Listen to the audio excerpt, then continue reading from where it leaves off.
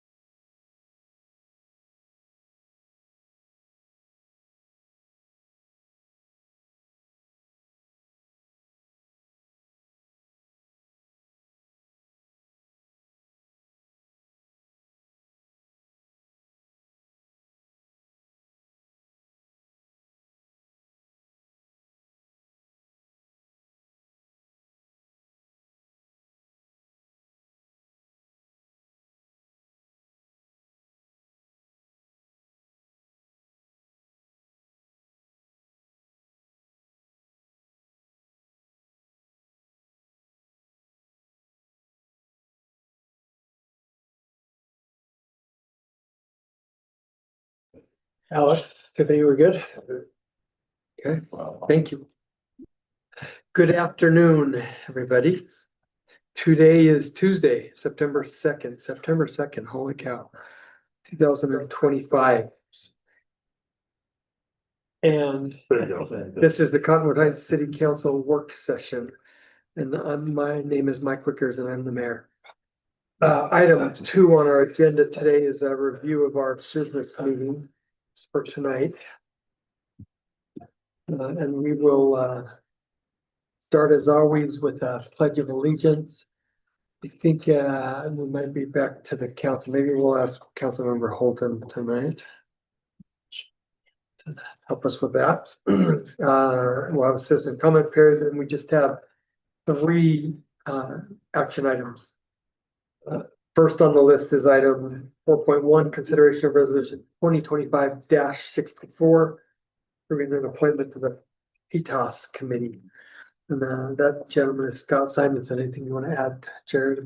We had a good talk with Scott. He's excited to be part of the part of the committee. This is from District 1, so this puts two or three, I think this is the third person from District 1, so that was kind of the lower end. And I think this actually fills the PFAS committee for now. Okay, great. Great. Any questions, council? Item 4.2, consideration of resolution 2025-65. Approving the employee appeals board. And this is a staff item report, so we'll hold off to talk about this item. It's a few more minutes. Item 4.3, consideration of resolution 2025-66. Approving a grant agreement with the Utah Division of Arts and Museums for fiscal year 2025-2026. Jared, do you want to talk about that? Obviously, we're excited when we get grants that we get to into our budget.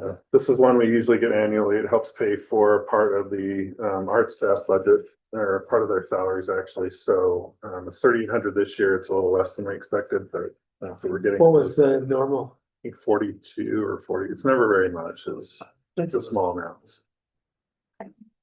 Yes. Just over 4. What is the budget for the Arts Council? What's the total budget annual? I don't have that in front of me. Yeah, I just thought, I bet you might know. Chuck, the other. No, sorry. It depends because they've got a number of grants that. Right. So. And this is just one of the smaller ones that help pay for staff. Yeah, Utah Division of Arts is a state entity, is that right? Yes. so do they, I guess well, I can it find did out. spark me to wondering how much, like, do we give them general funds or is Yes. 90% of their budget come out of grants? We can get the breakdown for you. I'd be interested. That'd be interesting. Yeah. Anyway, so we will approve receiving that grant.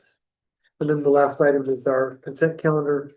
Approval of our minutes from our city council work session and business meetings on August 19th. Okay, item 3 for our agenda in our work session are our staff reports. And the first item listed is item A, pet licensing and off-leash penalties discussion. So if you've read the packet, Chief Russo wrote a letter to us, I think was really helpful. And I don't know, Jared, if you want to lead this, or if you want to just, I'd actually love to hear Chief Russo's thoughts again. Yeah, I just wanted to Lead into that. Yeah, we'll hear from Chief Russo as well, but I wanted to, Jim was able to pull some stats for what we've done over the last year in licensing, and we just kind of wanted to run through those real quick. Just kind of an overview, Jim, of the total amount of licensing. Yeah, so there's different flavors of licensing, but overall we had 672. That includes 3 chicken permits. So I guess animal licensing, there were a little over 600 that were input into the system. Right now the fees are really low. So for a sterilized animal that's spayed or neutered, it's $5. And we had 506 of those. And then unsterilized, we had 52. And the fee for that is $25. So over from last fiscal year, the city collected $5,857 in fees and processed 672 licenses. But the fees are really low. I think that's something the city could reevaluate, just because of the staff's time to process one is a lot more than $5 worth of resources. So I know this item came about from, I thought Councilor Highland, talking about so many animals are chipped now, right? So there's a lot of information there, and so,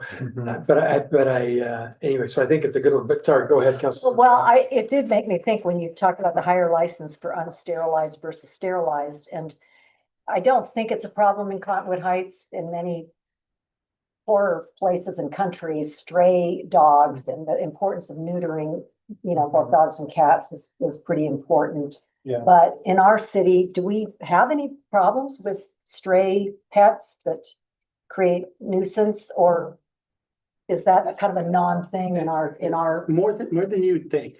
We do have some feral cat problems and different things. Especially, where we get a lot of them are right down on the corner on 23rd and 4th Union at that empty lot. And they want to build an apartment on it, but we get them all over. Oh. We do have the feral cats. that come through. I mean, my kind of the way my mind's thinking about this is in terms of the cost for, licensing. If we're trying to discourage, creatures from procreating, or, creating more additional pets that are probably gonna become unwanted. I mean, I don't know if that's a thing or what other cities do, but do we want to incentivize the, animals that have been neutered? Is that Yeah. even a thing to? I think a flavor of that is generally animals that are spayed or neutered are less aggressive than animals that aren't, just because you don't have the whole reproductive cycles with, males and females. So I think generally that's been why it's incentivized, is to help minimize any type of aggressive contact with an animal, as well as the feral issues With with additional strays. reproduction or having the, puppy farms, things like that have been in the news. So it's common for cities to have a lower fee for sterilized animals. The same with, participating in the Good Landlord program versus not. Right, and I'm all for Similar that. logic. Tax the things we don't want and don't Sure. tax us more. So can I put some context to this since it came up? I think this is two separate but related issues. First is the pet licensing, of course. Is the process simple enough for our constituents to actually go through the process? If there's only 600, and I'm just gonna make some general statistics, I've been told 85% of households, especially in the pandemic, have some kind of animal. If we have 10,000 households, we have, let's say 8,500. Let's say it's 5,000, even at half, and we've got 600 licensed. That's probably not covering the kind of cost that Chief Russo is talking about covering. So when I looked on the website to see what we need to do, or what someone has to do to license the pet, they have to download a form, complete it. Then they have to either take a picture of it or scan it and then return it with 3 other documents, and then staff reviews it, and then they call and get payment. And so I think the process is a little bit cumbersome and probably doesn't incentivize a lot of people to come and license their pets. That's number one. Number two, as Jim said, maybe, our costs aren't really covering what we think they are. And so it can be a discussion about whether we continue to require licensing of pets, because there are so many that are microchipped, and I'd love to have your input on that in just a second. And if we do, what do we do with the fee, and how do we make it simpler so it's just really fill in the blank, click a button and pay, and your pet is licensed. The off-leash discussion is separate. I got a text message from Derek Brown, the Attorney General, who was concerned about someone who had contacted him because they were charged with a misdemeanor for an off-leash. And in that text exchange, it turned out that Derek was okay if we issue a warning first, and then if it's a subsequent problem, he was okay with the misdemeanor, but he also admitted he's not an expert in animal enforcement. Turns out, thank you, that in this case, that's what happened. That this particular neighbor who contacted him had a previous citation from Sandy City last year for off leash. And then his citation this year was for having his dogs off leash near Home Depot, which I don't think is okay. But it still means that maybe we need to go back and look at our penalties for off leash and the appropriateness of those penalties. I'd also like some clarification about what off leash means. If someone has a shock collar and they're within 10 feet of their dog, is that on leash or off leash? It's off leash. Okay, so anything that's not tethered is off leash. And finally, the funnier piece of this is that another neighbor was cited for a dog who had urinated on a neighbor's property on her park strip. And I know we've got a problem with animals that defecate and owners that don't pick up that defecation, but I was really shocked to hear that she could actually be cited for, I don't know how you keep a dog from urinating on grass. So Councilmember Holton previously has said maybe we need to take a look at all of our ordinances. This may be one of those incremental looks at our ordinances to see what's now appropriate with the increase of pets and households since the pandemic. I think those are all really super interesting points. Chief Russo, that's all. Just memory game. We hit a couple of, yeah, it's a test. We hit a couple of Let's points. start with the off leash maybe. Okay. That's reason. Off leash is very important for, and the Home Depot thing is important, but that can be in any neighborhood. Okay. They'll chase you, they'll chase older people, they'll chase other animals. I think our fines, which are about $100 now, are too low. But I will also tell you that when people come to you and they'll tell you, I've never heard the urination story before, and I don't know anything about that, but I will bet $100 that there is like a whole bunch more to that story than we know, because that just doesn't sound right to me. But I will look into it. The other case I do know about, and he was cited in Sandy, Yes. and he was warned here, and then we charged him here. So we have to be careful when we take away the officer's discretion. There's certain different levels here, so of checks and balances. So the officers normally, we teach them to handle it at the lowest possible level. So if a dog urinates on a lid, I can't imagine them sort of writing a ticket or anything for that. There's got to be more to that story.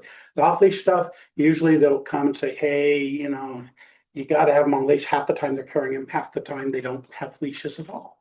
But we try to get compliance that way. If it doesn't work, then we'll warn them, and then we cite them. Sometimes we cite them to begin with, and that's usually only if you encounter the person and you get a real, and sometimes this happens if they're very aggressive and protective of their dogs, and you get a lot of pushback. The objective is to get compliance. And if we can do that with a kind word and some suggestions and some education, great. If it has to be a warning, great. And then we suggest to make them eventually, and then we tell them, and then we make them basically. Chief, what are your thoughts about the infraction being a misdemeanor versus just a citation? And you saw Shane just move to his water side, means he's gonna chime in here too. Anything in our code, and you can correct me if I'm wrong, that doesn't have a specific penalty, it's a misdemeanor. I agree that it should be a misdemeanor. Here's why. Okay. Because you can never, you start here because you can never go up on penalties. So if you have one like that, and there's the risk of a bite, or they're aggressive and they've created a nuisance, it needs to be a misdemeanor so we can handle it and charge them at a misdemeanor level. And where I talked about the checks and balances, keep in mind, so we ask, we tell, we make them do that, but there's some other balances. And that case goes to the prosecutor. They can handle it however they choose to handle it. Then it has to go before a judge. And so there's different levels.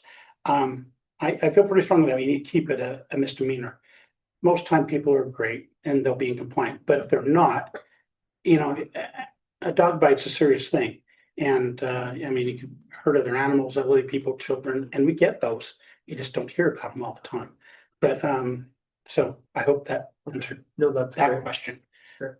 You were right about, can we be more efficient on the licensing? 100%. If there's a way to do that, I'm all in on that. If we can get an app and do that and get the information we need, for sure, let's do it. I don't think you're right. We're not licensing everybody that needs to be licensed here. It's just, we don't have the resources to check everyone and go after them. No way could we do that, but we should, and we should incentivize people to do it for a lot of reasons, because we want to, guide them to a way where we can educate them for sterilization. The argument is sound on why we do the sterilization. Even on the cats, on the feral cats, we would catch them and we support neutering them and then releasing them so we don't kill them, because then they don't reproduce. But It also keeps a new colony from forming. true, Mhm. true. So Quick one on the licensing. The difference, some folks have contracts for their dogs if they're intact. And they should, because it's their business, if they're breeding dogs, they should have no issue with any of the required licensing that comes up. But I know that there are a lot of times there's a spay or neuter contract, or a contract that says I will keep this animal intact for breeding purposes. So I don't see where we should run into any issues. we shouldn't, and I think the numbers are right. So if they're unsterilized, we charge $25. Mhm. If they sterilize them, we charge $5, which is the lowest in the county. We're substantially, maybe we can look at bringing that up. I don't know if he ran the numbers or not. As to the licensing versus chipping's great, except sometimes they change owners and that information doesn't transfer. Additionally, we'll find that a chip on a dog, say got run over, or we're trying to return to the owner, it's not as efficient of a process because there's no central database. You have to call the service that it provides a chip and then they'll tell you the last person or the original person to enter the information on the computer, and it's depending on if they did it accurately and if they haven't moved. So the licensing helps with So that. it's the tag. It's the tag from the city that helps you identify the pet. And interestingly That enough, can't cover, $5 cannot cover any of these costs. No, Discussion. It doesn't. no, and we haven't looked at that for a long time. But also what incentivizes Well- someone to, because Could you, I've never licensed my dogs. I had no idea I had to license my Yeah. dog. I'm a city council member. I had no idea. I had to could you license make my the dog. process that you don't have to, if you could do it 100% online and people, we did an education campaign and made them aware, they could go online, even if we didn't increase the fine. We probably have thousands, not probably, we do, that could go on and easily pay $5 and license their dog. Is there any reason they can't do that? If it's a single page, that would be. I would love that, and I, It's not a single page. Or can we make It's it a a single page? form, and then they have to also upload their rabies certificate, and they have to upload their sterilization, and they have to upload the microchip if they have it. So it's multiple forms.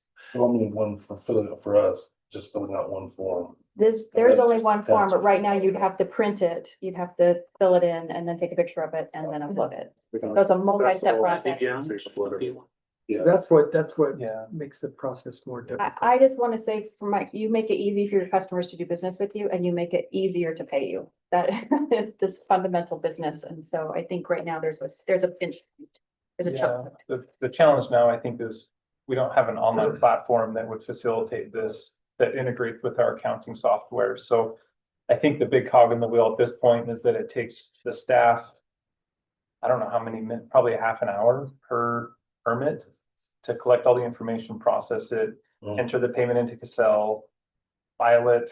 So there's definitely a lot of inefficiencies, but I think to make it more efficient would include getting some type of a software platform that would allow that kind of stuff, which would cost money. So- So there's, There are online payment platforms available for pennies from the bank who we bank with, coming from somebody who used to work at that bank. Mhm. So there are ways to do this, I think a lot more efficiently and really, really inexpensively. We're talking $40-50 a month for a platform to accept payments.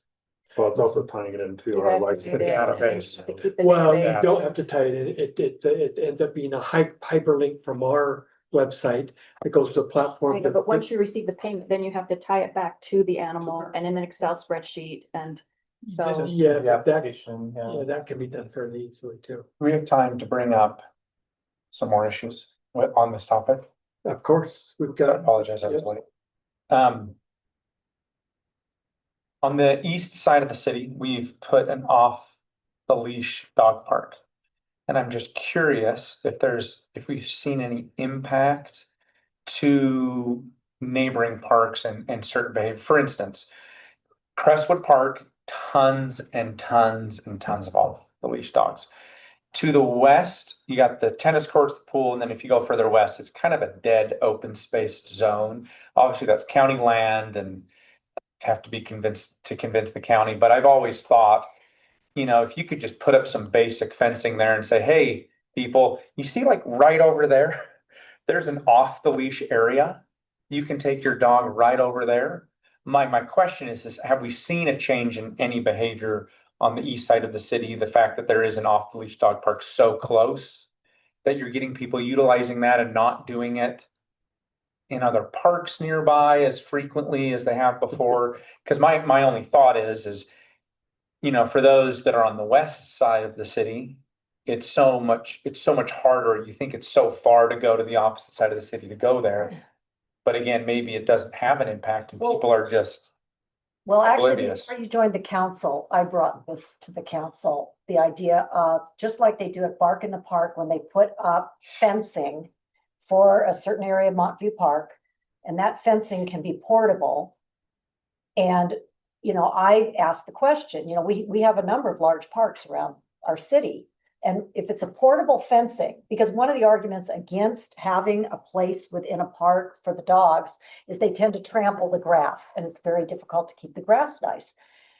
But my thought is if it was a portable type of chain link fencing that could be moved every 3 months I mean, yes, there's a little later than that, but I guess I'm supporting your idea that for a number of reasons, I would like to see not only this 85% of the population has maybe not a dog, but they have a pet. Most of them are dogs.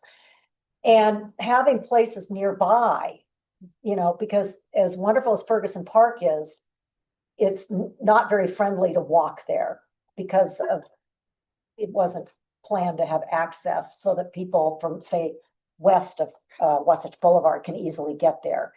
So most people have to drive there, and maybe they're willing. I mean, most of my constituents tell me they are thrilled out of their mind with that dog park. So I agree that it's a real positive, and I think a lot of my constituents do, go over for their off-leash time there. And unless somebody at the table sees it differently than they did a couple of years ago, when I brought this idea up, but I think it would be a service to all of our constituents to perhaps do it in a few of our parks, and maybe not every park every year, but I do get a lot of that people want their dogs to be free and happy and running off Yeah, leash. for Yeah. sure. So the benefit about Crestwood in this specific area, there's no grass, it's wild. You really don't have to do anything. There's no upkeep or improvements that really need to be made. It's just an empty lot. I think that Hallmark, I think, has used it for parking recently for one of their movies. I mean, it's just empty space. And if you want to go and walk, you can still have that walking experience in Crestwood. Awesome. Just put your dog on a leash. If you want to just let your dog, you have so much energy that you can't really keep up with their activity, take it right over here, let it roam for a minute, get the energy out. It's hard. People are not complying. I can't tell you how many people have called me that and one of them got bit by 2 dogs. It was maybe like 2 weeks ago in Crestwood. And I said, hey, I love you, but why are you calling me? You need to call 911 if you got bit by a dog. I call the county, because it's Crestwood Park. And call the county. But So I'm skeptical that park space will decrease the number of off-leash dogs in my neighborhood. I don't know. you mean off the leash space? Yeah, I use Ferguson and I'll get in trouble because I get a misdemeanor for walking my dog off leash. But my dog is trained to stay by my side. Even if there's another dog come by, he won't pay attention. Not everybody does that. Not everybody's responsible. So A lot of people think their dogs are trained too. Exactly. So it's real, and I agree with it. I think that there needs to be a leash regulation here called. We do need more spaces for people just to let their dogs run, because this is not a country environment where we have a lot of empty lots that are available. And to get that energy off is a big thing. But it still comes down to the owners being responsible. The dog bites is the responsibility of an owner. They know that dog has that propensity and they're letting them off leash anyway. They need to be cited. If they attack another dog, they need to be cited. Those are simple things that are responsibilities of the owners, and we need to put some onus on them.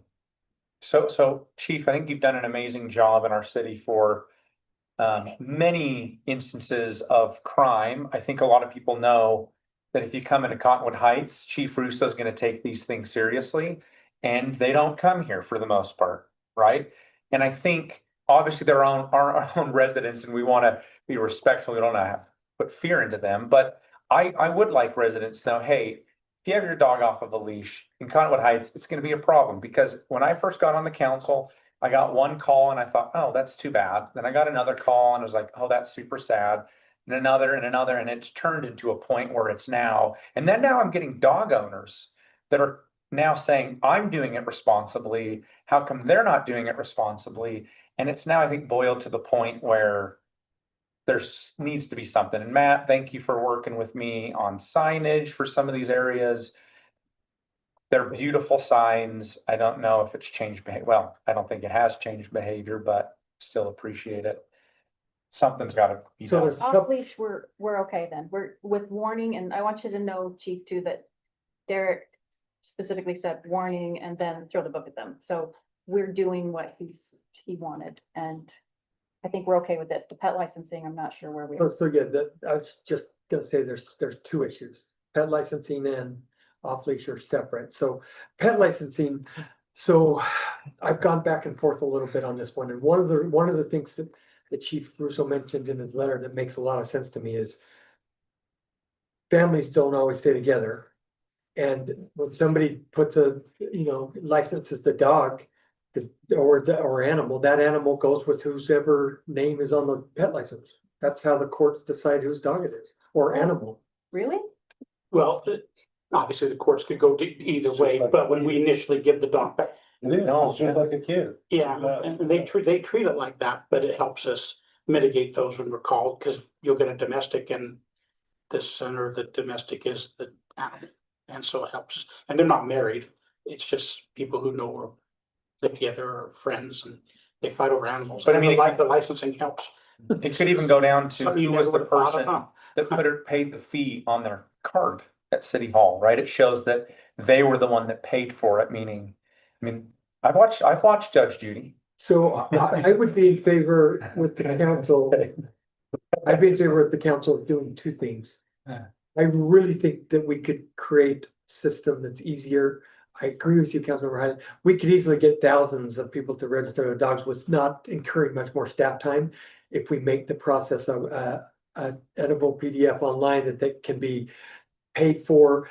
And believe me, these portals download Excels and all types of things that we could then reconcile really easily without a whole lot of time. So anyway, I would be in favor of moving forward with some type of process. To that, Chief, you want to say something? No, I was jumping down my chair, because I agree with you. Currently, it's all being processed by Terry. Terry. And so so by doing that, it frees up a lot of her time. So there's a cost savings there. I agree that $5 doesn't cover it. We're too low on that. And I would also ask you on the off leash thing, Yes. our fine or the fine bail schedule is $100, and that's lower than most anybody else. $100 doesn't cover it. You get $100 for parking here. So just Mhm. for perspective.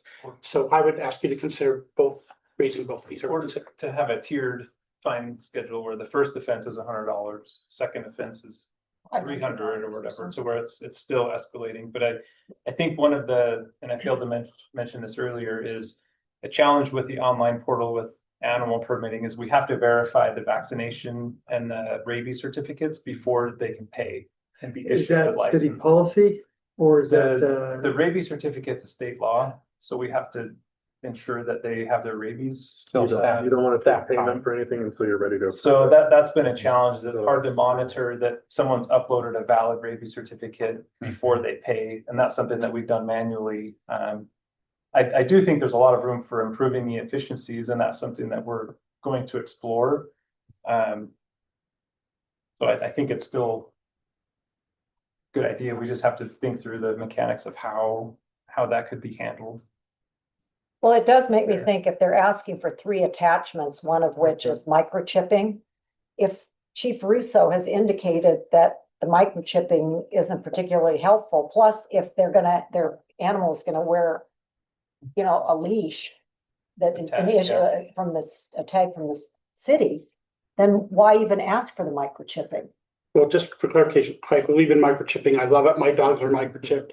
I really like the idea. I'm just saying there are issues with it. Right. Licensing helps. It's just one of the many issues I that, mean, it might help the owner more than the city. I'm just trying to, like everybody Yeah. at this table, think, how can we streamline this so that it isn't so cumbersome for somebody to obtain the license from the city? you said the rabies certificate and what else? It's rabies, Vaccination. proof of sterilization. And microchip certificate. And they have to be sterilized? No, Okay, I was gonna They say. pay a higher fee if It's a they're different- not. Yeah. I mean, for me, I don't even know if I have my dog's microchip information, because once I got it, I was like, okay, I know I have the rabies thing, I have the You'd have to go get it read, other information. and then they can print a Yeah. certificate for you. And then that. Does becomes rabies have to be another up there deterrent. every year? too? 3, it's a Every 3-year 3 shot. years, 3 years. So So even I for groomers, guarantee you you have to nobody's take- coming back, hey, I got an updated certificate. Well, even Every year the pet license Once, expires, Oh, so they have to it renew is? it annually. Oh, I didn't know that. But this is. So every year they have to upload it. Oh, well, then that makes it much more expensive if it's every year. That's interesting. Exactly. I mean, I've been batting this around. Are we asking smokers to come and license so they, we could charge them what it costs us because the smoking causes health problems, or is this more like you know, a car registration where we could say to the owners, hey, this is for your benefit too. So that if your dog gets lost or out, we can return them to you so fast. But I'm sure I it's don't, also. I don't know how to approach this, but I'm not very incentivized myself to license my dog. I don't know what, Jim, tell me this, could we let them pay? Upload their rabies thing, then you say, do we actually go verify that at a county database? So they would upload a scanned version of their rabies. And that, and then we certificate just with say the that's date. good? Yeah, because it's generally from a vet clinic or some place where they got the Shot. vaccine administered. Yeah, So we're 1 year away from AI. My accounting software now reads my bank statements and it reconciles everything without me touching it.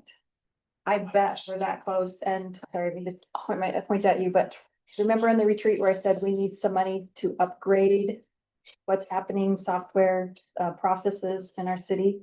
I think this is a small example of one of those improvements. So Chief, are you coming back to us with recommendations on fee?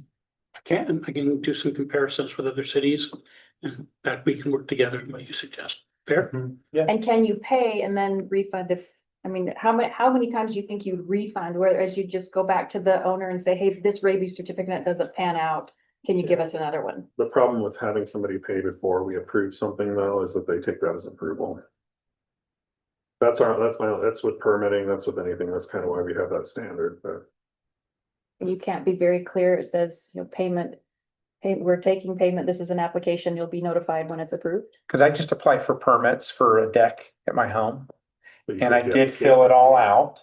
I submitted everything and then I was sent a payment link Yeah. after the fact. Right, after they made sure they had everything. in. Yeah, But we could do a similar thing, probably. Maybe we're not gonna solve this at this table, but we've at least raised enough issues to say pet licensing has to be simpler and has to be incentivized because we're not getting compliance. And we're probably not getting, Officer Wendell isn't like 90% of her time or more on just code enforcement calls for animals. Yeah, We're talking about covering costs, we're not even close. No, and, you know, we contract with Sandy Animal Shelter for services, so in theory, that money goes to PALS and it doesn't offset anything, not at that number. And I think I saw that we charge $48 to get your pet back from impound, plus $8 per day for service. So that's Sure. really not very much either, as far as a penalty for a dog getting out and being recovered. Right? Is it higher if they're not licensed? It is. You're right. No. It is higher? Uh-huh. If they're not licensed and they impound them, isn't it higher? Mhm. yeah, the first impound is $40 in the fee schedule, and then the boarding fee is $8. But if they're not licensed, is it higher for the? It's not what it says on our website. I don't see it on the fee schedule. Actually, they have Should be a to, penalty. they have to, yeah, because we make them licensed. We can just look at the fees, though, and look at the process and. This can't be something new. There's gotta be an app or somebody out there who's already doing this, right? Yeah. Well, this reminds me of just why we wanted to do short-term rental software, to make it so much easier for the staff and even for the user. That licensing and short-term rental software is an app. They can go on and start that process and complete it in an app. And I don't want that to be cost prohibitive so that we have to charge $50 per pet, but I think it would be worth some investigation and coming back to the council about maybe some changes and what we need to support with those changes. There's a price point where people just won't register. Yeah, I agree. License. That's, if it's, it might already be there. Who I know. knows? I mean, $5. I don't discourage too many people, even, yeah, I mean, I appreciate the fees that I'm looking at, but I just don't, think you can go, if you go too high, you'll then discourage it. So maybe the takeaway is to task staff, Jim and your folks and chief looking at the fee. Jim, let's see how we can become more efficient in this process, because I do think that more people would do it if it was. I agree 100% with You Councilmember. could send them a link and they could just, We could put this all over Let's do social it. media, people would do it, you know. You know, some folks see it as another tax, which is a barrier to it as Yeah. well. And it's annual, another annual tax on top of everything else, and It's just that- More use tax though, Yeah, because it's it's, that perspective thing, you know, Yeah. most folks don't keep it in perspective that, you know, this stuff costs money to do. Yeah. Um, It's just, I'm throwing my bad guy. yeah, stuff no, I once in hear a you. while. I don't know, I struggle internally because I still, I mean, if I weren't a council member, I don't know if I'd even bother licensing my pet. Yeah, and it has to be simple. I mean, one or two steps. If it's more than that, Yeah. people just say, I'm done nowadays. That's that 8 second mindset that we have. One click buying on Amazon, Yeah. or at least effective. It's real. It's real. Yeah. Well, thank you. I think that was a positive discussion as well. So we, I think move on to item B under staff report, which is labeled the civil code enforcement discussion. And we've talked about this around the edges as well for a few different discussions. Jared's gonna give us some background of, things that we can look at as a council. So Jared. Thanks, Mayor. I've spoken with a couple different cities on this, and I believe where Jim came from, they did civil code enforcement as well. It seems like the more research I do, there's a lot of cities who are going into more of a hybrid model. I think they still keep the criminal code enforcement, but they've looked at the civil code enforcement for a number of reasons. The end goal is really compliance. When you go with civil code enforcement and you try to do it through fines and set of criminal convictions, you're going through fines, notices, hearings. The process is an administrative citation. They go in front of a hearing officer and they're issued fines or liens. The struggle with that everybody that I've talked to has been having is how do they collect those fines? So that's why they maintain the hybrid system and still have an option to prosecute criminally, because you have some folks who will not pay those fines, or they just leave them on as liens on their property and they don't comply. And so you're going back, those repeat offenders and those troubled properties. So they still maintain that criminal aspect that they can prosecute. The nice thing is the burden of proof between criminal and civil is actually in criminal, we've got to prove beyond a reasonable doubt that they're in violation, whereas the burden of proof is actually on the violator. In most cases, there's what they call a preponderance of evidence that as long as we can prove that it was likely to happen, then the administrative law judge, the ALJ, or the administrative hearing officer can go ahead and issue that fine. They're also more flexible with that because they have a little more authority to change the fines or to reduce the fines or to eliminate the fines if somebody comes into compliance, if they're On the civil agreeable side. on the civil side, right? So there's a little bit more control at the city level. The biggest issue there, I think, and Chief will chime in too, but is trying to get the problem properties into compliance and coming into line. The issue on the civil side is actually collecting fines, from what I've heard from people, but Civil side could use aggressive collection agencies, right? I don't know that anybody does. I don't know if we can. It's not. Is there anything, why would that? I'd have to look at that. I'd have to look into it. I didn't look into that, but. But you reserve the criminal path if they don't. Right. But can you explain to me in your, in the appendix, there was civil/administrative, and then there's hybrid. What's the difference between those two in these different cities? So if you don't have a hybrid, or then you wouldn't have a criminal side, you You don't have have- the civil. It's administrative. So if we want to go down the administrative route, we'd have to amend the code, set fines and a fee structure and a schedule in there for those as well, and then hire an administrative law judge to come in. And so the cost could go up. It has a potential to reduce our court costs. I don't know how many we have going to court though. I Yeah, didn't look into that. I don't know, it's just the real problem once. Right, Also, we could solve again right. without, So it's a question of whether or not, and I don't know that we can answer it, but whether or not the civil will help us get those problem ones in, because like Chief said, most of the time it's the officers are out there, they're talking with them, they get 90% of them into compliance just by giving them a warning. So hybrid So- wouldn't require, ordinance changes? No, hybrid still would, because you'd need to set up Hybrid the and- structure and the fee schedule for a civil enforcement process. So you need to put that in place. Well, I would say because of the not real rule, we haven't been going after short-term rentals, and I would think that with the way that we're going, we're probably going to have more that are charged with violations. right? After talking to as many of the cities at ULCT, it seemed like a good way to go to consider an ALJ, but you have way more experience in that than me just having a few conversations at a ULCT meeting. Yeah, so like for instance, the one that we have currently going through the court would have gone to the court in any system, I Yeah. think, because they would not have paid the fines. Right. And we have used a civil process on the really bad ones. There's the Pease property down the street. Charged him, brought him in, put him in jail, did all that, and we were working through it, but then Shane helped us with an ordinance and we went down with Public Works. They cleaned up the property and then within the home or we were. The property. The home. And so it was, but we didn't have, For the cleanup costs. right, and then we didn't have to go through an ALJ, we just did it. Yeah. So, But you had a court order for that. yes. The struggle is sometimes, I think, getting a court order on some of these smaller ones, but I think we do a pretty good job of having them come into compliance. Right, yeah. I mean, the ones that are a problem are problem.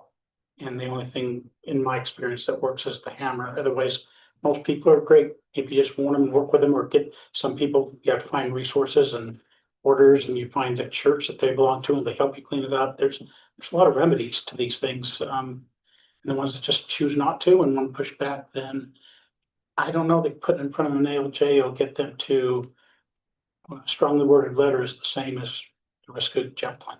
Other than we do have the ability then to lien their property. And we have, What other things might come before an ALJ besides a short-term rental violation? That you think would be most. It's garbage, any Yeah. property. It's mostly used for property violations. Sorry, Shane, I didn't hear you. Nuisance violations, public Yeah, nuisances on the property. so South Salt Lake uses this process. And the ALJs, and they try to do it, but I would not say that South Salt Lake is a great example of success in their code and nuisance. Jim, what's your experience with Taylorsville? I wasn't really involved with the ALJ side, but I know it was generally the troublemakers that escalated to the hearings and things. So I think enforcement generally for most people is an educational tool to where they realize that they're violating an ordinance that they didn't know about, or, you know, they get noticed for something and they remedy it fairly quickly, but it's, as Jared mentioned, the small percentage of people that are consistently having issues that. We don't have to hire an ALJ, we contract with one, so that when we need contract, it, you have the hearing, you pay them their hourly rate. I have to say, it makes sense to me to have this as the in-between, the warning and the criminal. Like there's some way for us to impose fines for some of the violations that really don't seem to fit in either of those categories.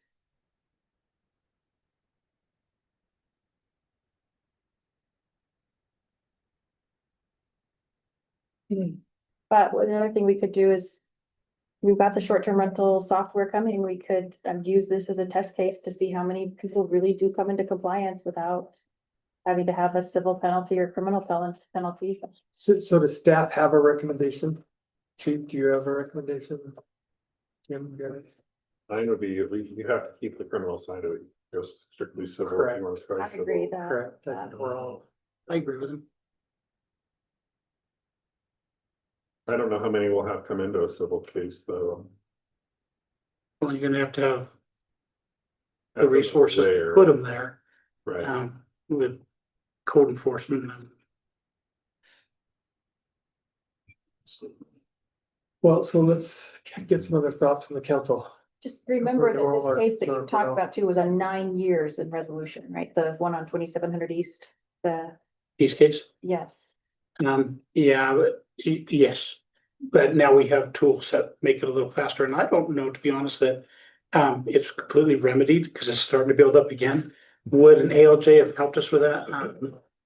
No, I mean, if I put him in jail and he threatened to put everybody in jail and actually lock him up and have the judge put him in forthwith and take a bulldozer and clean up the property and have Matt bring dump trucks out of there, and it still continues, I don't know.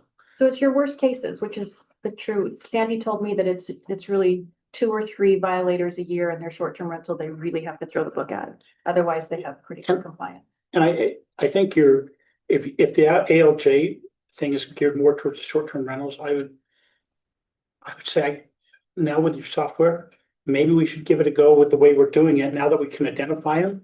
And send them off a letter and send the officers out there and knock on the door and say, hey, you got a license that I'm checking back in a week.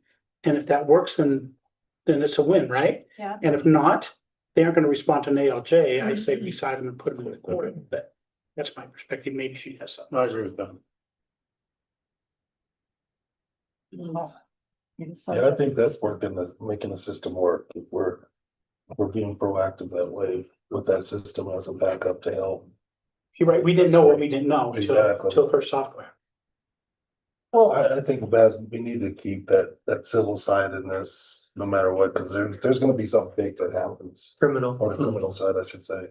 Along with civil, because there's gonna be something big that happens that you're gonna need some teeth behind it. Yeah, I agree with that 100%, unless they give a middle ground. I'm okay with us continuing this discussion and, waiting and see, what.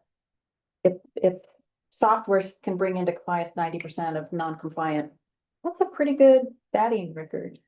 So, well, and I know, Councilmember Highland and I have had conversations, and I believe that you had said that it would be, you had a theory that some of the offenders, in terms of the properties that are ill-kept and that would be offenders, are often perhaps long-term rentals, not so much short-term.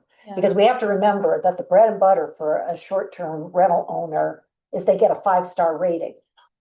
So how many 5-star ratings are you gonna get if your curb appeal is So it's not that I'm advocating in favor of short-term rentals, but when it comes to truly, and I'm getting calls about the blighting, I don't want to turn this conversation to, but I am a big believer in an ounce of prevention is worth a pound of cure. And so the more that we can do within the community to educate, to assist residents in the best ways that we can to avoid their properties turning into the blighted ones, or and I want to commend, and I've done this before, the code enforcement folks and the system they have for the noise nuisance of dog barking. You have a wonderful system. Like I've faced that in my neighborhood, and when code enforcement gave me the choice of you can anonymously give them a warning, and we give them all kind of educational information how to help their dogs not bark incessantly, or you can go this other route that's a full citation, but then they'll know it came from you and all that. I mean, the system work that you have in place related to, at least it did for me with dog barking. So I know there's many aspects to this that we're talking about that go all the way into criminal violations. But again, I'm interested in doing all we can with educational support, maybe even a citizen committee of some sort that can help to avoid so many. And I don't know if we disproportionately have more problems with violations than other cities do. I'm not aware of that. I don't know if there's a way to measure that compared to like per square acre or however it would be measured.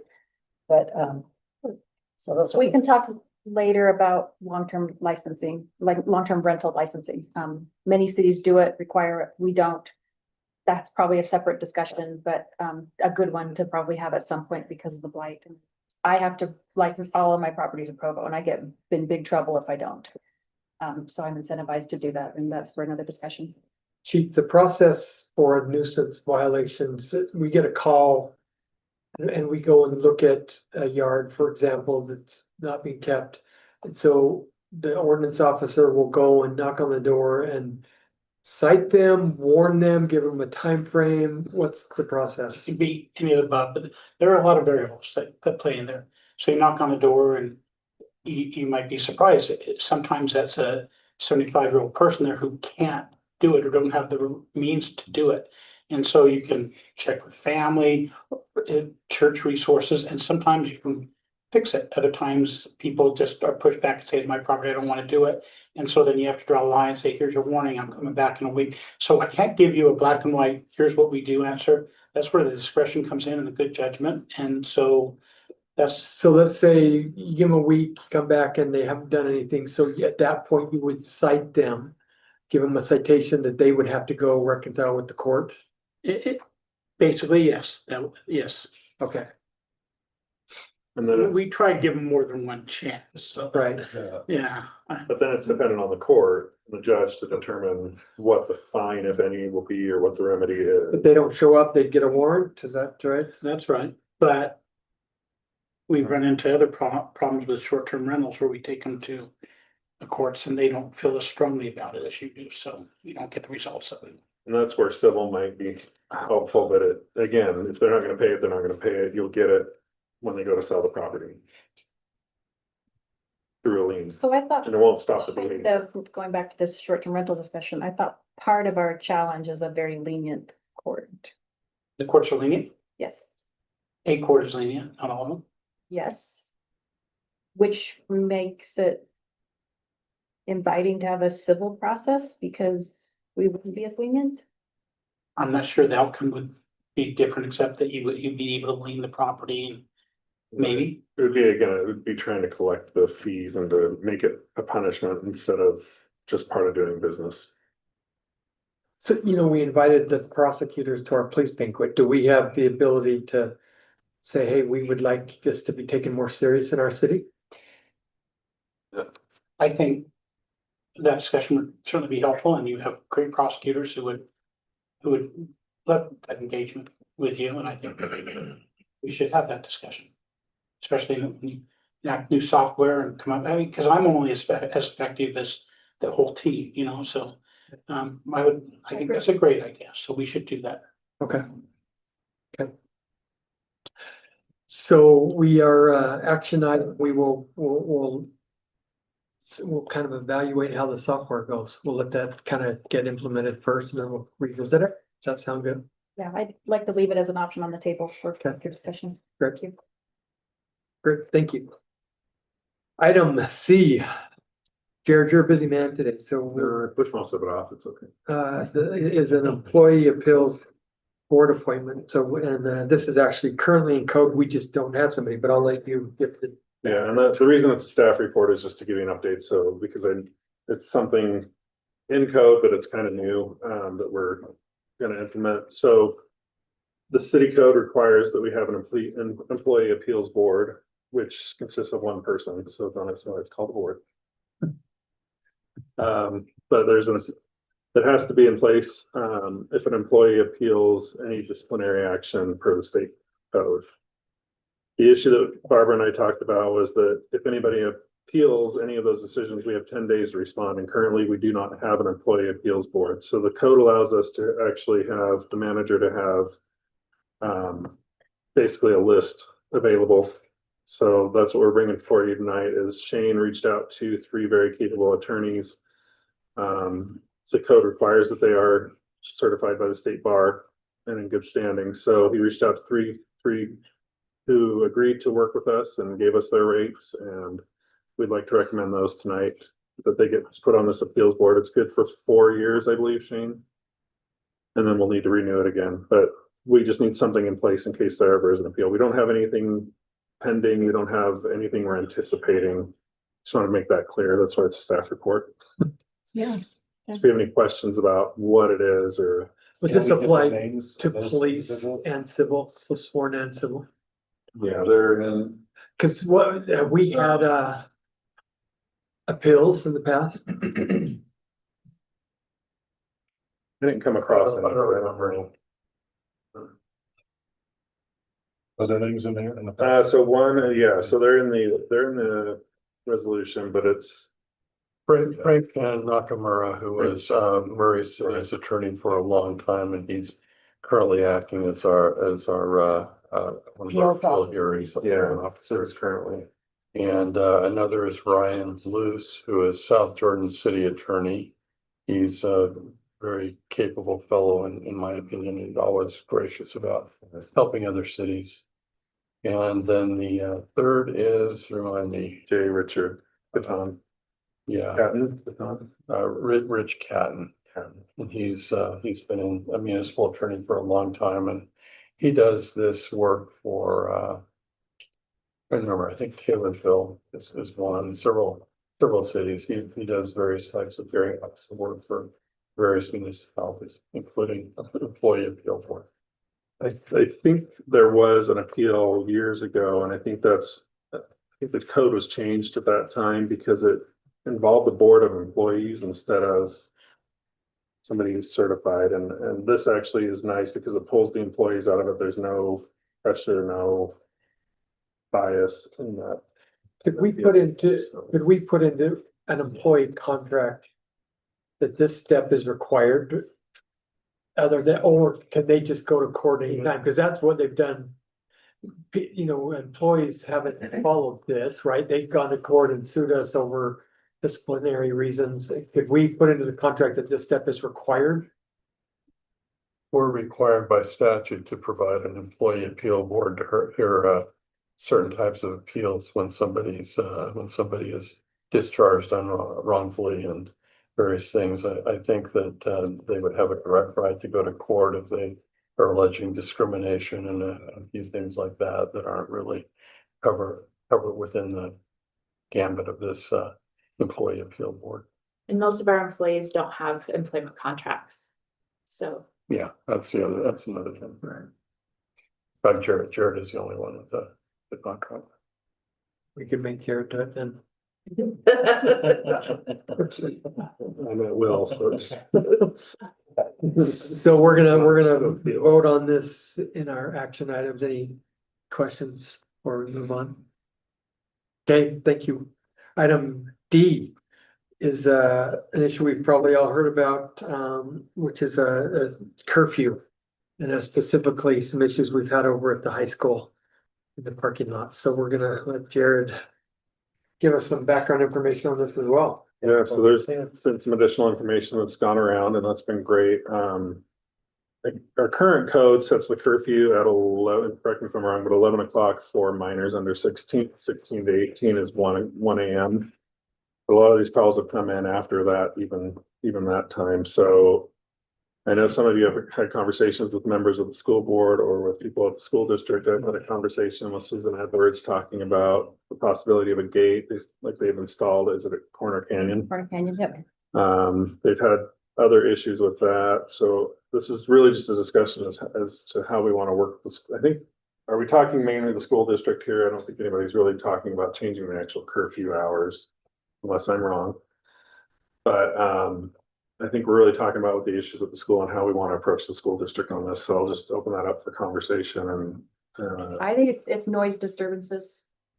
Yeah, I'm sorry. It's noise disturbances that we get the most, and so you sent me an email, and I don't know if it went to everybody, you've responded to 239 calls in 6 months. Mhm. That's 40 a month, y'all. That's a lot. Always after hours. Are they coming into a parking lot and? Yeah, they go around the back of the lot there and then they'll just find more neighbors who live It's back taking there. up a lot They're of our making cop crazy. time. When I did a ride along, this was probably one for the books. They decided, because there's a speed bump there. I would have thought the same thing, so, but they were hanging out of the doors in the windows and seeing who would fall off. So that's what happens that late at night when you're that young. I have a little personal experience with this. We've got a LDS Stake Center parking lot, ancillary parking lot down at the end of our street. And we've lived in our place for 35 years or more, and this was never a problem until COVID came and kids started getting cell phones, and all of a sudden they started congregating there. They could hook up with each other via phone and say, hey, let's go to the Holiday South Stake Center parking lot and meet up. And it was bedlam there. Weekends were just horrible. So finally, after several years of working with the church facilities people, they put some chains across, some poles across the entrances and some chains. Boom, problem solved. So I heard somebody say they talked to the school district about gates. I think that would solve the problem. So my conversation with them this past week was they're really not interested in that. Not interested in gates? Yeah. It's the process. So first of all, if I may, Yeah, go Susan ahead. Edwards told me it would cost about $100,000. That's what the 3 gates cost at Corner Canyon. For the life of me, I wish I was a fencing Go into the contractor. gate and business. could Charge $33,000 for 3 gates. Sheriff's didn't. But schedule. she also said that part of the problem is the process, which means you have to pay a custodian to stay a couple hours later to be able to lock the gates. Mhm. There are dances and sometimes games that go late, and they have had parents who have been locked in behind the gates. So if you could solve the process problems, which I didn't get to talk to Susan Edwards about, I wondered if it would be more palatable. Which it is. Butlerville Days, that thing is packed. So there are other events that are outside of the school that people do use that lot, interestingly enough. And then it speaks to, it sounds like our kids need a place to go, which tugs at my heart a little bit, that Off the leash dog parks. A place to get where there's no adult supervision. Yeah. yay. The problem with parking lots, as a father of a daughter who just graduated from high school. You know, they meet at parking lots, kids from other schools meet at parking lots, fights break out. And so I think it does need to be discouraged. And I'm not sure if the curfew is the only way to do that. Is there I signage think there? that was the other thing that we Signage. talked about is approaching the school district, yes, and we put up signage that allows us to trespass kids that are there past a certain hour unless there's an event or, I don't know. I don't know how you do that, though. No. No, Well, so what are and I some know that options? they made the same argument about the custodian with us, it's not cheaper than sending 4 or 5 police officers there all the time when they could be doing other things. So we can't say signs that simply says Kane School District property, no one is allowed on the property after 10:30. You could, Yeah. but would they listen or drive by? That's the thing is. You still have the Yeah. police response, and that's what we're saying. You still have to send 4 or 5 guys over there to take care of the issue. Interesting. We need those 2 dogs that bit that lady. Yeah. Chase the kids out. So, Can we get a police dog park? When I was younger, fences were just a challenge. So currently a 17-year-old can go park in the back parking lot and be legal until 1 AM. No, the school's closed, they can't go there They can. anyway. Yeah, if there's no event there, they can't go there anyway. But we're not, are we currently enforcing? Yeah, making we have, kids them, they're leave? not busy, they Oh, yeah. park in the Oh, yeah. back there and wait for them They- to pull. I know them to get And out do of that there. after 10 PM, Well, yeah, when they're not busy, but you know. when they're not busy. Yeah, then other times they're not there and then exactly what you described happens and then we get called there on a fight or drinking. Whatever, the neighbors call in and loud music. But now some of this is self-responsibility of parental issues too. Yeah, So it's not- exactly. It is not always the council problem or police problem.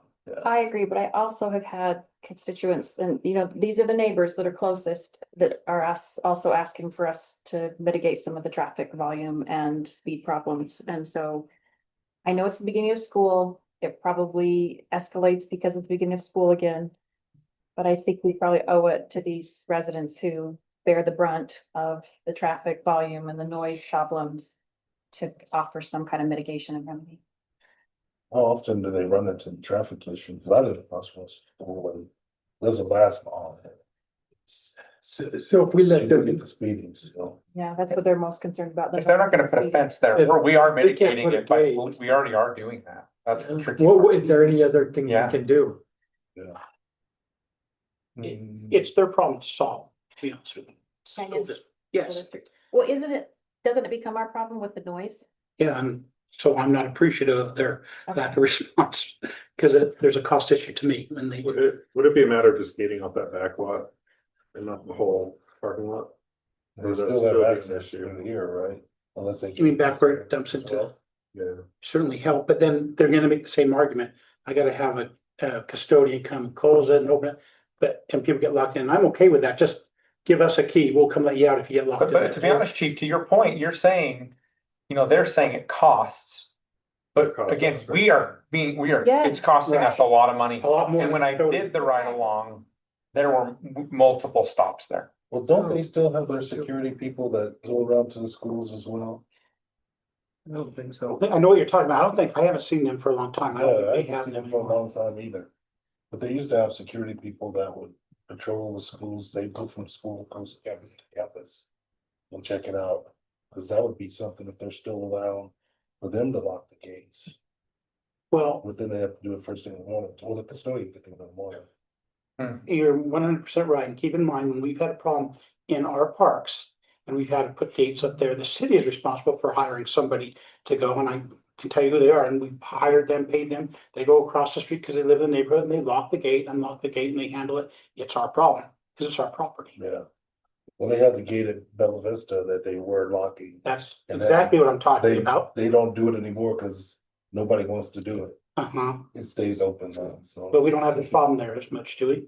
Yeah, Do they're we? still, they still. But we'd be there except I we're, mean, that's that's where scary. we're. I walked my dog off leash back there to. You saw someone do I that. see these teenagers. So I'm patrolling.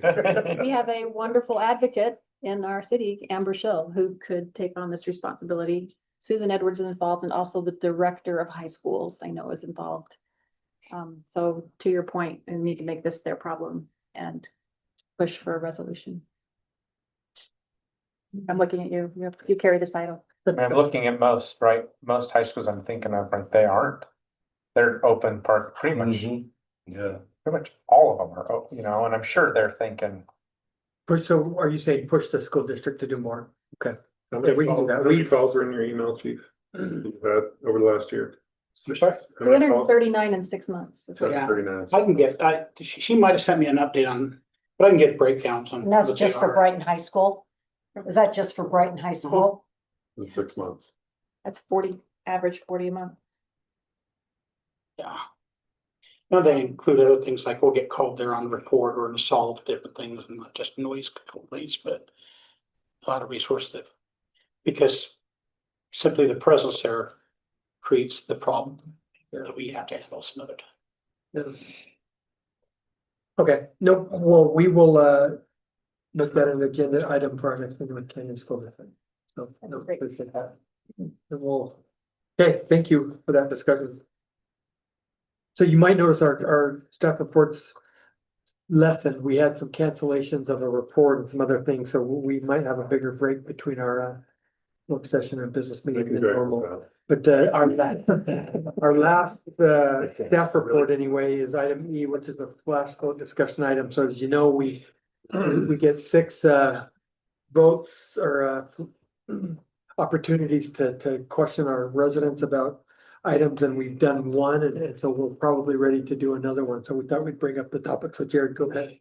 So last time we had the discussion on topics, the ones that are left were taxation and affordability, short-term rentals, transportation, intersection safety, and then general plan. Those are the 4 that I had notes on that we talked about. It might be an appropriate time to do the general plan, just from my point of view. Jim is taking the draft general plan to the planning commission tomorrow night. Very draft form, and then we're gonna bring it to you on the 16th to talk about, and then we have kind of a process to go through, so it might be a good time to look at doing that, or we could do it later in the process too, because they're pretty quick about putting the questions together. I mean, they have them to me in 2 days.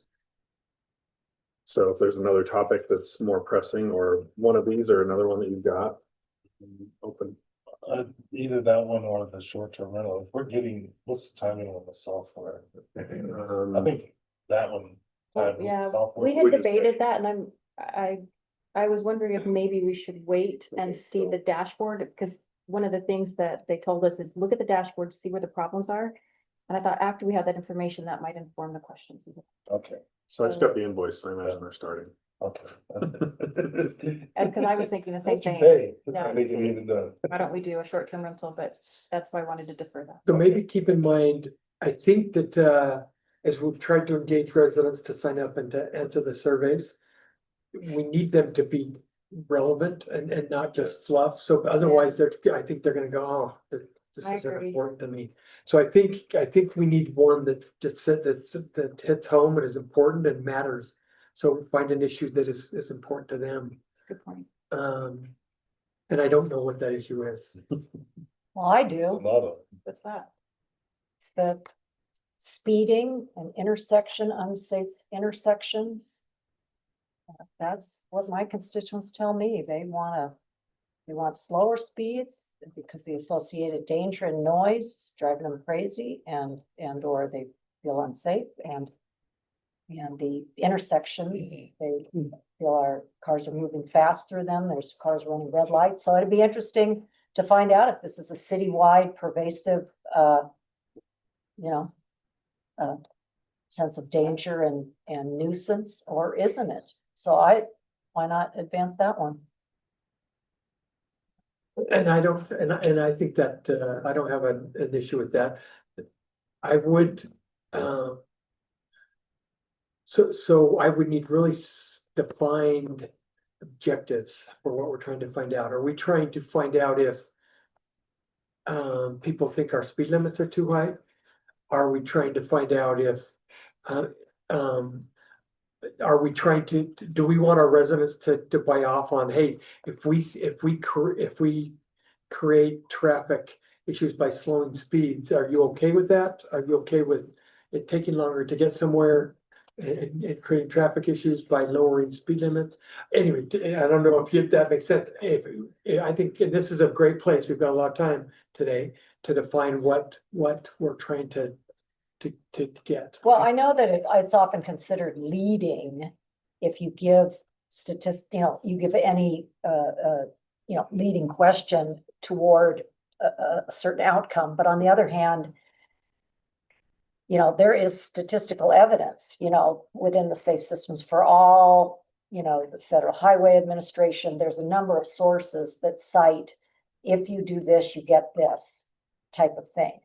Because I don't think this should just be the kind of thing, do you want slower speeds?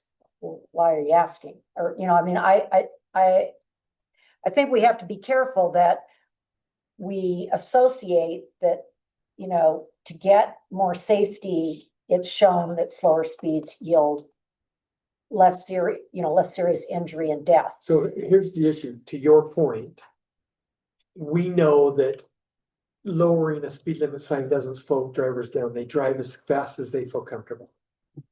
Right? So if we ask our residents, do you want slower speeds on our roads? And yet we know that's not going to do anything without design changes, then we're asking them if we want to do something that we know isn't going to work. Well, so maybe questions like, would you be interested in city general funds being spent to redesign our roads to yield slower speeds by motorists? Okay. Yeah, something I think like that that. would be a valid question. The only issue that I have, and this was something that I brought up before we started doing this, was I think it's important that we check the pulse on things. Like, I think the satisfaction survey was a great example of what are some of the things that you think we're excelling at, and how is your experience when you come to City Hall, and some of those things I think are useful.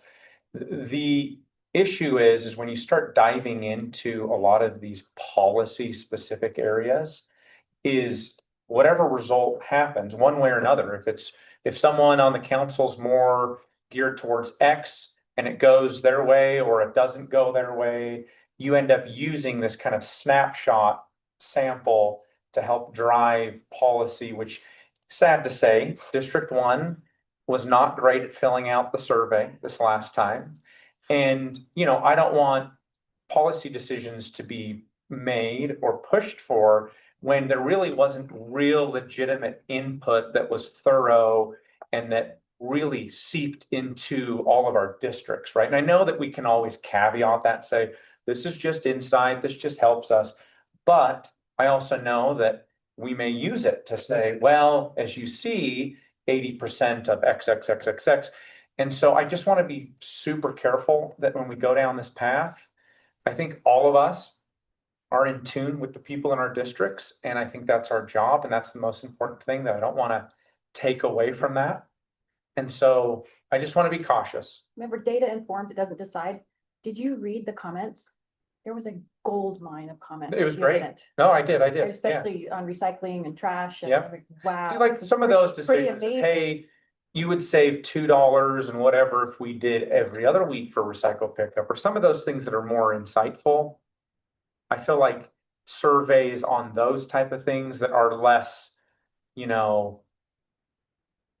emotional topics that can be informative. But anyway, but I also do see the value of gaining that feedback on any topic as well. So I'm not opposed to it. I just want to be cautious as how we ask things and topics that we go into, and yeah. I actually really like Councilmember Burrell's question though, because I think that's, you know, if we feel we can get a representative sample, and if you could talk to your residents, that would help to sign up. Your district rather, but I love the question. Are you willing, are you willing to spend, would you like to see the city spend your tax dollars to change designs of roads to slow cars down? See, how much more are you willing to pay for that? Because we don't have tax dollars right now to pay for that. Yeah, I mean, it'd be interesting what with the flash vote people come up with. But I mean, I even think it could be as blunt as, would you like to see your property tax raised? I have one. I have their survey. Can I share it with you? Yeah. Because I remember my email, they had a bunch of examples. Yeah. So here's a property tax survey. Most property owners in Gig Harbor currently pay a total property tax of around $8 per thousand of assessed value. This goes to local services like police, street maintenance. The other 91.25% of property tax goes to state, county, school, whatever. Right now, do you think the city of Gig Harbor has a great need, some need, or no real need for additional funds to provide the level of city services that you as a resident need or want? That's question one. Two, if the city of Gig Harbor was able to increase revenues, which of the following, if any, do you think would be a good use of that money? More resources to address homelessness, more ways to encourage affordable housing, more deterrence to theft, more enforcement. So that list could be populated that would be relevant to our city. Safety, open space. Yeah. I think New programs we to get that, retain that's good. Expand parks and That's rec good. programs. Question three, if city property taxes could be increased to provide additional revenues of services, which of the following would be your preference? No increase, keep the property tax the same, increase by this amount to increase by, and that goes through a list of different amounts. And then it has just a general answer. Are there any other comments or suggestions about possible property tax increases? They also have one about sales tax. So I think it kind of being a coincides with our statistician, I'm first, really comfortable with flash vote and the way they have. with they our have the first question. survey. We asked, parks and open space and other people what their top priorities were. I think it's a decent follow-up to that survey to ask, we know what your priorities are now. What are you willing to put more resources towards? Kind of is the next iteration of that. So the way that you mentioned that, I think that sounds good. And I think this is an educational tool also, not only survey, because people are aware of, wait a minute, I didn't realize that was something that was Yeah. part of my tax dollars for the city. And creating that awareness, I think would be really helpful for us. Because most people just don't know. Sort of moving more towards that angle instead of the The budget, the specific, tax. instead of specific intersection or speed safety. Or going more broad. I think broader than, I like how broad that was in my opinion. Because you can include speed and. And you should. Well, road improvements, you could improve. So yeah, it could be one of the options. Traffic You control. could even have them rank them or something, or pick your top 5 or 3. And I really like the idea of shorter. I think so many people are just so time deprived. They do not want to, and if we have 6 of these, if they take one that is too tedious and, they're gonna say, oh, I'm not, forget it. It'll be interesting to see. Question survey. Yeah, That's what- and I'm so glad we've gone to flash vote with the shorter surveys. I think that's super important. Well, I don't have a problem if you want to go broader. I mean, I'm malleable on this. I think that people need to, though, tie it to are you willing to pay for are you willing to pay for any of these? I mean, have your taxes raised for any of the following or whatever.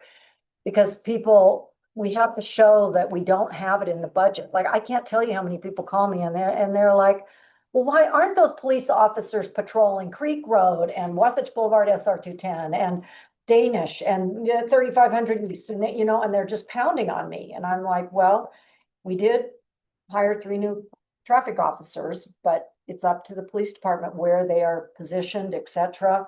And And, and there's a cost associated with that. But most of them think, you know, and we've all heard it. Oh, well, just have them write more citations because we make so much money. Well, our city would be rolling in the dough if they would write more citations. And then, of course, the chief would say, well, actually, by the time you adjudicate and do everything, it's not a revenue source. So there's a lot of misperceptions, and that's why public engagement is so important. I think more often that what I'm getting is people who don't understand the jurisdictions. Like the water Yeah, bills going up, you know, referring, so that's not to be solved by flash vote. What I would ask, could we get flash vote to give us an example of, you know, look at raising taxes, what that would be, what kind of a survey that would be? And see if they do have one on traffic and and what the questions are, at least for us to start considering and reviewing. Yeah, I think that's a good way to approach it. I support I'm that. sure it's not their first rodeo. They're this. So, right, and they sent us four. Because one of it, they had some trade-offs, but they answered it, so it wasn't in a leading way. It was, if, you know, the city had more revenue to spend on this, what would you want the city to spend that revenue? They still can be the hours. And it still could be, it could be intersection safety, it could be road repair, it could be whatever. We want to. So do we have a consensus? We want to move forward on the topic of traffic? How do Well, we? I think both, I'd like to come back with both. Both what? Revenue. What is, This is more identifying people's priorities of where they put their tax dollars into. thank you for saying yes. well, and I would love to see a set of 4 questions that Flash Vote could provide based on these topics that we're interested in, right? If you could share that, I think it would help us to say, oh, well, one way or the other. Because I'm not saying it has, I mean, I'm interested in transportation, but I'd love to see, you know, the 4 questions that they have used in the past. So we have time. So if we want the premise to be, where are you comfortable, the city expending tax dollars? Let's talk about some of the Because I think things that that- we want to list. I think the point is, Road, they may agree on, if we do these singular things, they may agree hypothetically on whatever it is, but at the end of the day, you know, what are their top priorities and what should we be putting more additional resources toward? I think we do need to caveat the survey and saying, though there are no plans for a tax increase, 'cause I don't want people to think this is no, I don't. leading up to an increase, because it's not. But though there are no plans, you know, the city would love your feedback as we plan down the road for what we should allocate more if we were to get additional resources towards. And that's public safety, that could be road improvements, that could be parks and open space. I think the list is probably pretty decent. Speed. I just worry about the people that are passionate and don't know what they're talking about. I mean, it's this thing we had out here the first day of school with the officers citing people. I got calls all day long. And I said, follow the law, it's 20 miles an hour. If a student is in that crosswalk, you need to wait until they clear it. The crosswalks are marked specifically in different patterns for that. And they did not like those answers. And I mean, I got it from all over the place.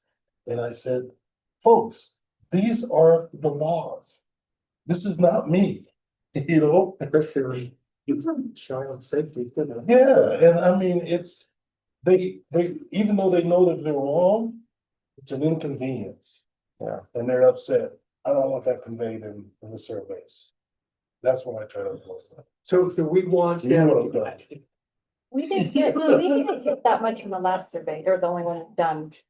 There weren't daggers being thrown like there are on social media. I thought it was actually really quite constructive. Do we want to list services and have them rank from 1 to 5, where they think the tax dollars should go? Can we go as far as helping to frame questions like that, or I'm sure Flashbook, I'm sure they've done this so many times, they could probably help us get a draft that we could look at. and what issues do we want to look at? You know, they said like click all the apply rather than ranking, because that can be kind of hard and cumbersome and time consuming. So it was. If you click all that apply, then you might get 10 and you're not I've gonna. seen them do a ranking, I think, in one of theirs, but they're asking What items do we want to have on there? Like this, because that's kind of educational. They. Do they want us to spend more money on public safety? To do something like that. I would say more money. Roads. More money. Here's one. It's- I just want to make sure that we also don't put the image out there that we have extra money to put towards these. That's ancillary exactly- items. that's That's what we do. No, it said, this says, Can be if we were able to increase revenues, Yeah. what do you think would be a good use of that money? I'd like how. that- Increase city speed limit enforcement.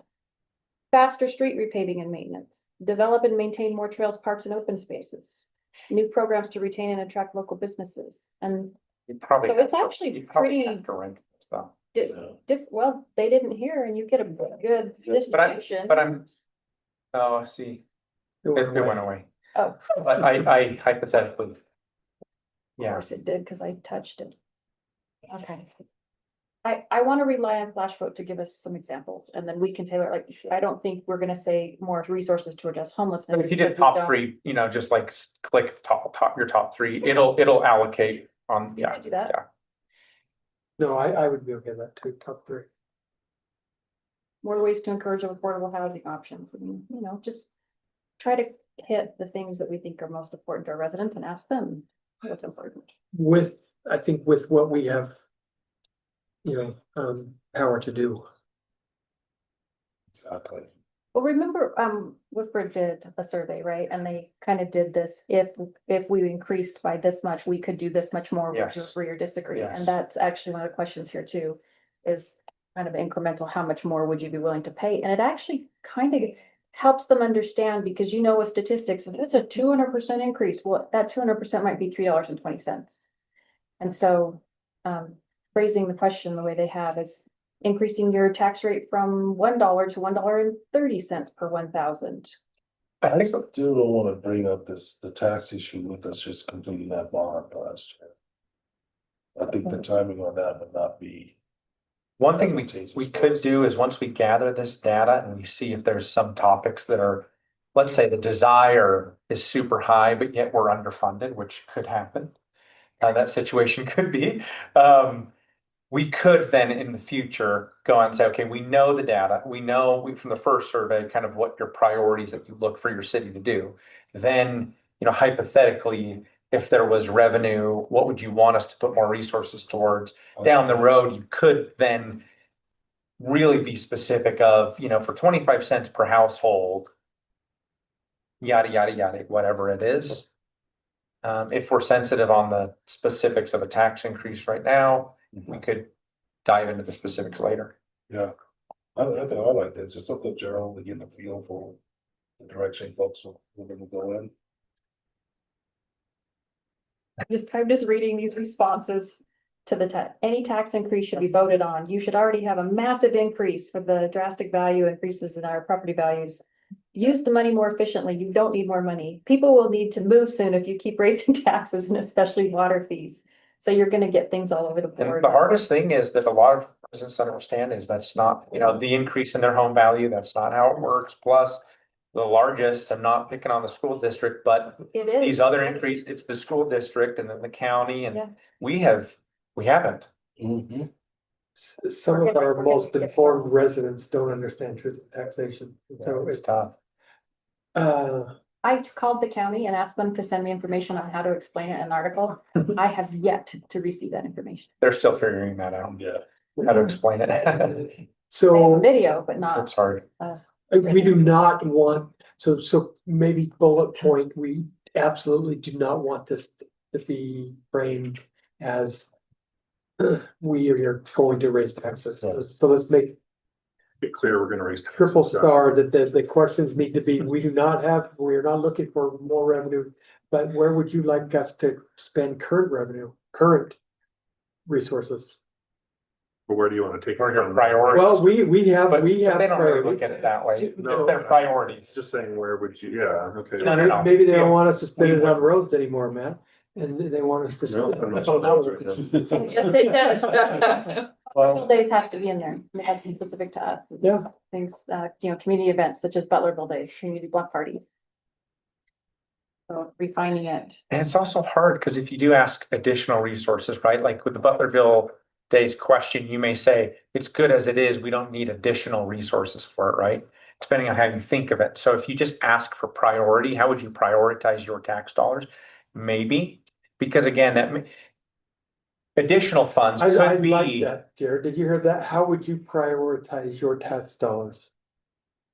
Choose the top the five. city's tax revenue or whatever. Choose, I've seen, I think it was Envision Utah that had, like, if you had $100 and each of these things costs however many dollars, how would you prioritize Oh, it? So So that's interesting. at least it's $60.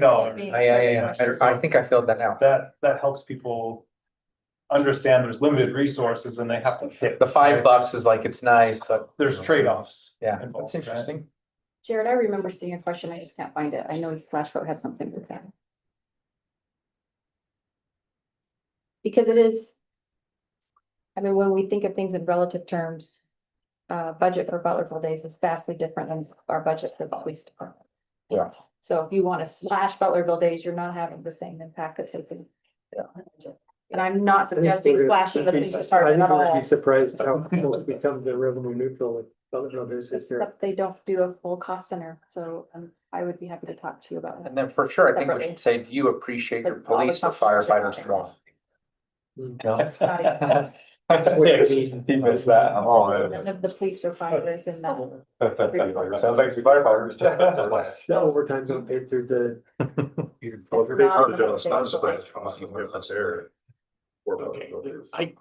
So I want to see all the cost centers. associated with that. yeah, you know, It doesn't come out of doesn't come out of their fund, it comes out of each department's fund.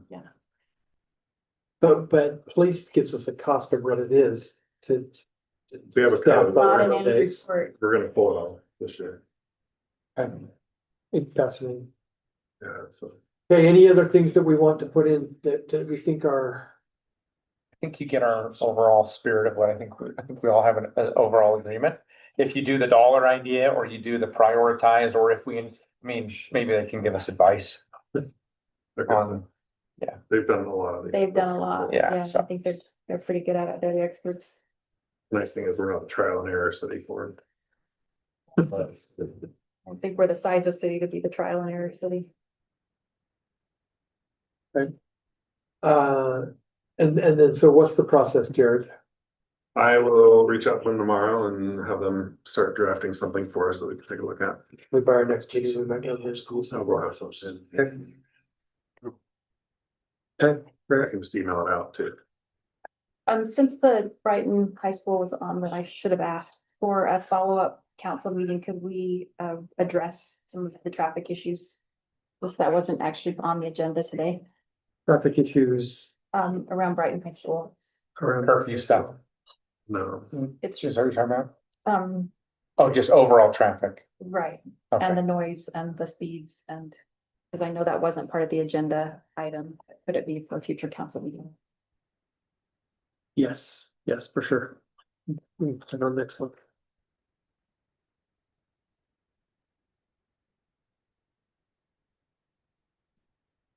Now I really want to talk about it. but we can't. I know, that's one, same way.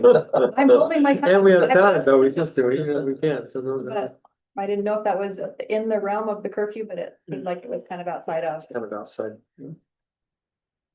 Okay, thank you. So we're gonna move on to item 4, which is the review of calendars and upcoming events, Friday, September 12th at 3:00. The mural ribbon cutting in commemoration of park owner Edie Wright at Golden Hills Park. So a week from Friday, that should be great. Friday, September 26th from 5 to 7:30 is our community block party at Hillside Plaza. Jim, anything you want to mention about that? Anything you got planned? Sydney's a rock star. It's gonna be great. So. Okay. Kids show up. Market, right? She's, Kids Market is gonna be part of our, is that like? she was working with them. I don't know if she got it. I don't know. I know they're gonna do the bike rodeo again. Some music and entertainment type stuff, right? I think so, yeah. She's been Jeff excited Mann was about it, invited. so it should be a lot of fun. Great. How big a part are we gonna portion off the whole parking lot? I don't know. Probably what we did last year, because you still gotta leave some parking for the businesses on either end. So. But we portioned off a good chunk of it last year. Might wanna go a little bit bigger, but. Kinda hard to keep people out of there. Yeah. No, I just would love for people to know something's going on community-wide and, Well, one of the opportunities that I think we have is to have info boards at our parks. I know one of my constituents said, why wasn't Bark in the Park promoted more at the Ferguson Park, dog park? Those are the people that would probably come to the park. So I don't know if there's a reason why we don't use info boards, and I'm not talking about an expensive digital board. I'm just a cork board type thing. A couple things we can look at it, but it's maintenance of them, and then it's also how do you keep other people from putting stuff on them. And what would it hurt if they did? Uh, We don't really have good ways to info share. The grocery stores, the major grocery stores, in recent decades have decided they are no longer in the business of supporting the community with allowing community members to put flyers and information up. And I think it's become difficult for communities. I know we have social media, but for a lot of people, they're.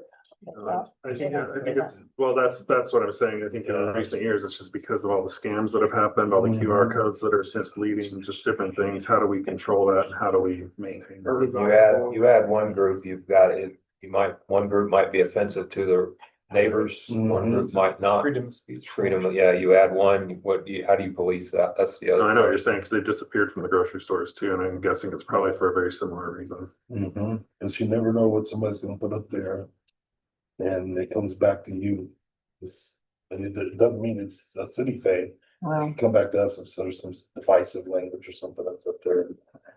Where Comes right now down. we just. can pull I don't know. I think we've sterilized our communities to the point that it's adding to the mental health problems of people in our community. So I don't agree with keeping everything so sterilized. so, item C. Friday, October 10th, from 6:30 to 9 here at City Hall, there's a special effect Halloween makeup workshop. Anybody know anything about I that? do. Well, tell me It's about it. the woman that's leading this actually does the artwork for police and fire and emergency response people that actually creates wounds that look real and realistic. And they're gonna teach people how to do that. And then they're actually gonna give people a little kit. And they'll be able to do their own on themselves. That's removable and they can wear it again at Halloween or whatever. But they'll teach them how to put. So you're gonna have a really cool I was costume this doing year. it. I was gonna do, Mike Tyson, but. I said, I'm not gonna do that. This should be really good, because this, You need to register, because it's limited. yeah, the person that's doing it, girl, and does this a lot. Okay. Yeah, great opportunity. Great, let's get that on our social media, mention that you have to register. Yeah. Friday, October 24th, the Monster Mash from 5 to 7 at the rec center, is a great time. Monday, December 1st, from 5 to 7:30 PM at City Hall, Light the Heights. Holy cow, December. We just have the dates. Get them out there. Yeah. And then Saturday, December 6th, from 7:30 to 9 at Butler Middle School is the Christmas concert with the Clip Six. We do not have anything to discuss in a closed meeting, so I'll entertain a motion to close our work session. We'll begin our business meetings at 7 p.m. I'll make the motion to close our work session. All in favor, say aye.